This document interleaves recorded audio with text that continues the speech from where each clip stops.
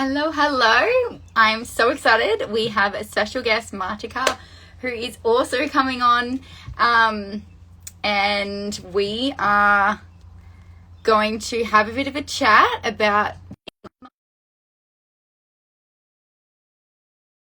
There we go, accept. I think that's. Are we going ahead? Accepting? Hello, hello. Round two. Let's try again. Never a dull moment when we have tech issues online. I love that. Oh, you're right, Dawn. So, yes, I'm over to you. Introduce yourself. Tell us a little bit about yourself again. And obviously fellow teacher over here. So love you, love that. You're a woman of my own heart. Thank you so much. And yeah, thank you for having me on here and sharing. It's really exciting. So yes, I am Martika. I've been teaching since the end of 2016. I started in primary and swore black and blue. Wow. I would teach over year 4. My first gig of teaching was all high school, all year 11 and 12. Wow. I was like, okay, this is it. I'm doing it because I'm going to get paid and I'm going to be an incredibly paid human. Silly. Reality. So yeah, I spent 2 years in my hometown teaching in primary school, and then my then boyfriend and I decided to pack our entire lives up and we moved to Queensland, and I moved into secondary teaching and never looked back. But with that, the further along in my teaching career, I became burnt out, and I went through my phase. It feels like such a lifetime ago, but I was the travel girl. So my husband and I, he's also a teacher. We took all of 2023 off and we were living our best life, traveling in our caravan with our dog. And I was like, this is what we're doing. Again, we'll extend our leave for another year. We love this, because what I found is I was super burnt out, and we did a trip up to Cape York. And at that time, we took 3 weeks off work and it was incredible. I just was so grounded. There was so much presence. I enjoyed life so much, and I knew that I had to do something different. So that's be all or end all for me in this capacity. So I need to make a different choice. Then I became a mother. Very wasn't part of the plan of at that point in time. We were planning to continue traveling, and then I discovered after being bedridden for 3 weeks, I was actually pregnant. I'm like very grateful it happened that way. I'm very blessed with a beautiful little 15-month-old girl who is big energy, big vibes. I'm just trying to do my best to be a mother. So, yes, I love that. Yeah. Like I've been a dog mum for 10 years. It's my first boy. I am very much in, I really value working on myself, because working on ourselves, it allows us to really just be the best version of ourselves for ourselves and then for everyone around us. So I'm always about like looking at myself and sitting with it, like, you know, what I'm doing, the choices I'm making, the things I'm doing or not doing, and being like, what needs to change. So I guess that's me in a nutshell. I love that. I love that. We have so much in common, especially being girl mums. Let me tell you, that's a whole new ball game. They have so much emotion. I was like, yeah, we have a lot of emotion as women. Like, I was started off as a boy mum, and I was like, yeah, right. Like, this is dirt and mud and trucks and toys. I'm good. I got this. And also running a marathon. We will do 5-kilometer walks and 5K bike rides. Then all of a sudden I got a girl, and she was like, nah, you won't put me down. You won't give me a dummy. I will tell you how it is, and I will use my voice. And I was like, I created another red flag like me. I was like, whoa. Yeah. With you there. So anyways, back to like the intro. Mum life. Tell us a little bit, like you kind of already touched on it a little bit before the business, but, you know, can you share what your life looked like before you embarked on this business journey and hopped into the online space? And just the pain, a little bit of, you know, what kind of led you to this opportunity as well. And yeah, absolutely, I'd love to. So yeah, I was teaching full time, and I had been, you would know, particularly in New South Wales, to gain a permanent position, that was like the be all, right? It's a lot easier in Queensland. We moved up here, and then 6 weeks into my gig, I was offered permanency. And like, that's unheard of, right? In New South. Yeah. So Yeesh. I was like, I will cling on to this because this is everything. But unfortunately, what I found was I was so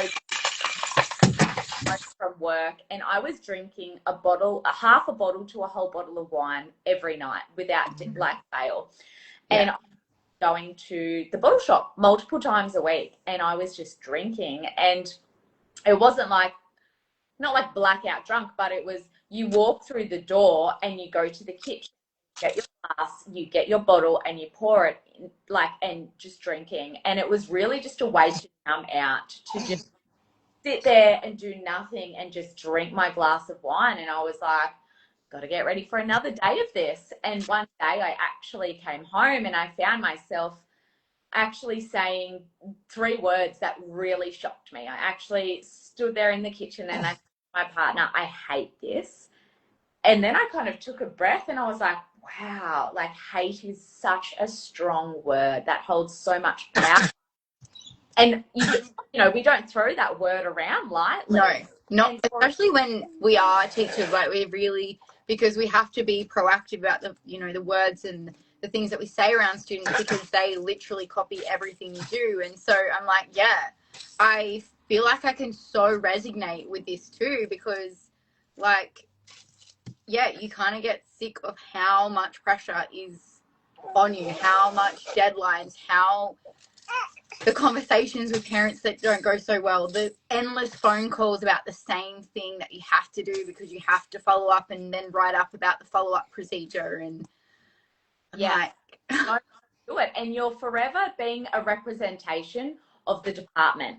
You are always putting yourself on display for the department, never like really truly a reflection. You are at your deepest core. Like, you're always there with that in the back of your mind, like, oh, I teach at this school, I've got to look good, I've got to be like, not that you're going to be a wild animal, but you've always, like, you're going to be respectful.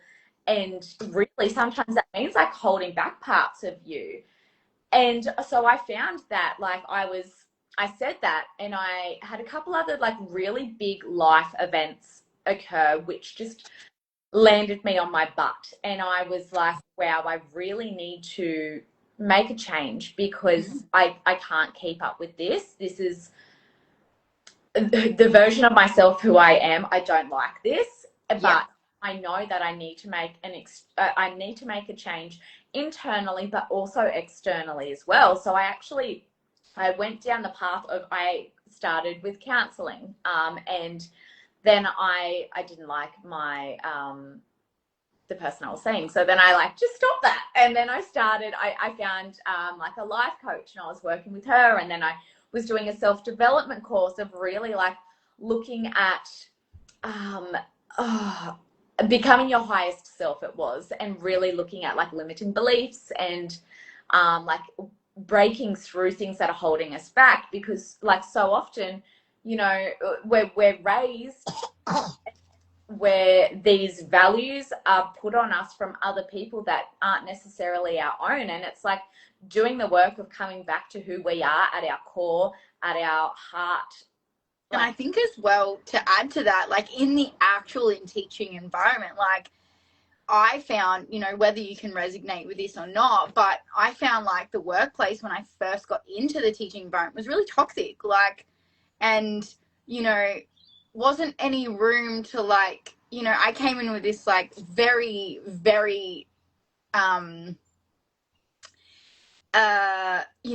mindset of just like being so proactive and, like so helpful. And then there was like, no, you just need to be hammered into the system and you need to come and fit in the box. And when you come up with this great idea, like, no, like tap down, we don't want to hear from you.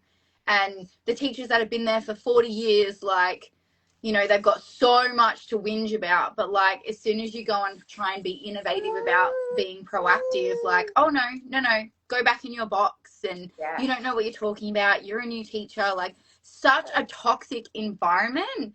And then, you know, once I found the right school, but also enough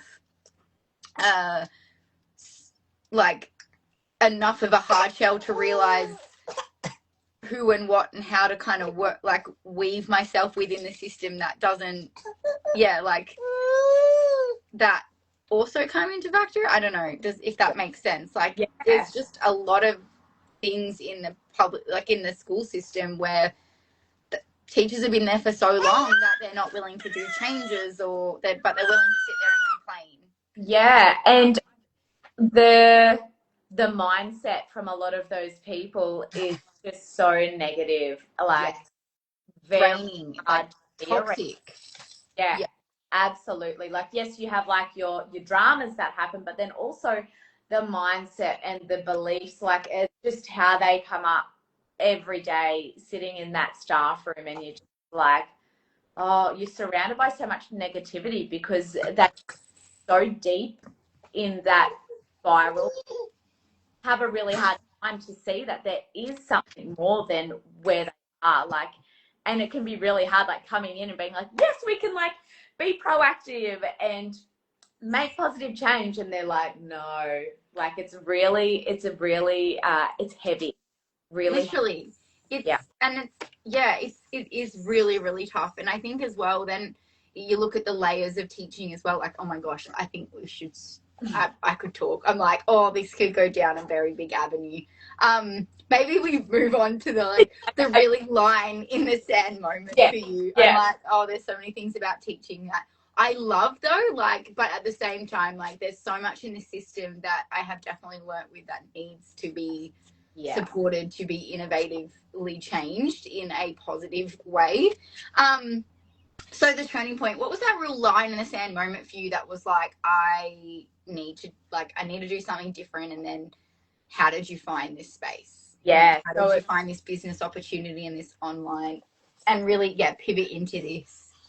Beautiful. So I was not looking for this, but it was really when I was like, I hate this, and my husband's like, well, what are you going to do? I was like, I don't know. And then we had our 3-week trip to Cape York. I had been seeing a girlfriend I had just connected with a few weeks prior to that, and she was traveling and living her best life. She's like present with, she's making it work, like she's got income coming into her bank account, and I was like, have a 9 to 5, what are you doing? And then I finally actually asked, I reached out and furious. And I decided, and I think it really was my journey of working on myself, having that life coach. I had opened up more, and I wasn't so closed-minded. I was curious about things. I was letting myself kind of wander into new, like uncharted waters of being like, oh, like what is this thing? Having fun with exploration, I think it really using that God-given asset, curiosity, and just being like, what's out there, being open and seeing what's available, because there has to be a way. Yeah, exactly. And then we had I watched a masterclass and I started to become informed while we were at Cape York, and I was like, all right, I can see how this can help me to do this. I think I need to probably step into this and start building an additional income stream online. And then, that was like December 2020 was. Yeah. So I've been in here for a little bit now. Looked back. I've had my highs and lows. I've had quiet seasons. I've had busy seasons, but I've never not continued, because I know that this space, this model we leverage, is the thing that is going to help me to be able to have a life of choice, to have a life of and, not or. So I know that teaching full-time in the classroom is not the thing that's going to support me to do that. So that's how I do it. Yeah. I love that. That's so fierce. And just, I love that you were, you really spoke on this is not an overnight get rich scheme. This is a long-term vision that it will literally build like what you want, the wealth, the income, the life of your dreams. But it is something that you have to move the needle every single day. Like, and it will be, like you said, slow seasons, fast seasons. It'll be life-changing seasons throughout it. But yeah, it's not something that's like, oh, I'm gonna just go viral tomorrow and it's gonna, you know, like, yeah, amen. And even going viral is not actually a help at all anyway. Don't want that. We're blind women. Yeah. So this kind of like leads to like my two last questions. What are you looking like most forward to, or what's been like one of your biggest achievements so far, like kind of, and then yeah, we'll get on. Like, yeah. Yeah, beautiful. I like what I love so much is the version of me I have become. That is worth my investment. That is worth, like, it's priceless. Not it's worth it. It is priceless compared to what I invested to start up with. Is the version of me, and I think it's really because I came across this space when I was really working on my self-development. And then, as you know, it's really 80% mindset, 20% strategy and action. The mindset, like, you just continuously on a cycle of forever improving and evolving. And I think for me, because that's such a big thing for me, is I'm always bettering myself within this space. And from that space, when I'm bettering myself, the people around me reap that as well. Like, my husband has said to me, the version of you've become is incredible from being in this space. And it's not because it's all rainbows and butterflies. It's hard work. Like, it's not just a get quick rich scheme. Like, there is so much work through. And it's just all like with yourself, like whether it's limiting beliefs, whether it's debunking these values that you thought you had, but they actually don't align with you. It's getting clear on actually what you want to create for yourself and just being that permission slip for yourself. And then like the ripple effect for the people around as well, right? And I think that's the biggest thing for me. Like, yes, income is incredible.